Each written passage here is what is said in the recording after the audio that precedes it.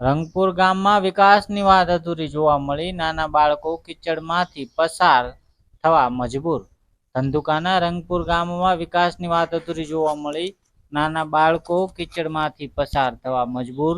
દેવીપૂજક વાસમાં રસ્તો ન હોવાથી બાળકોને કીચડમાંથી પસાર થવા મજબૂર.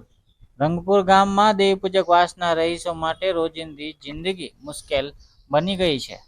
વર્ષોથી આ ગામના વિસ્તારના લોકો પાકા રસ્તાની સુવિધાથી અજાણ છે.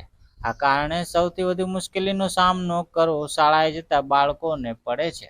રોજ સવારે શાળાએ જતા બાળકોને કીચડમાંથી પસાર થવું પડે છે, જેમાં કીચડના કારણે બાળકોના કપડાં ગંદા થાય છે તેમજ પગ પણ ખરાબ થાય છે. આ જોખમી પરિસ્થિતિમાં બાળકોને શાળાએ જવું પડે છે. સ્થાનિક લોકો દ્વારા આ મુદ્દે ધ્યાન દોરવામાં આવ્યું છે, પણ સંબંધિત અધિકારીઓ ધ્યાન આપતા નથી. વિસ્તારના લોકો પાકા રસ્તાની માંગણી કરી રહ્યા છે. આ પરિસ્થિતિ ફક્ત બાળકો માટે જ નહીં પરંતુ સમગ્ર વિસ્તારના રહીશો માટે મુશ્કેલીનું કારણ બની ગયું છે.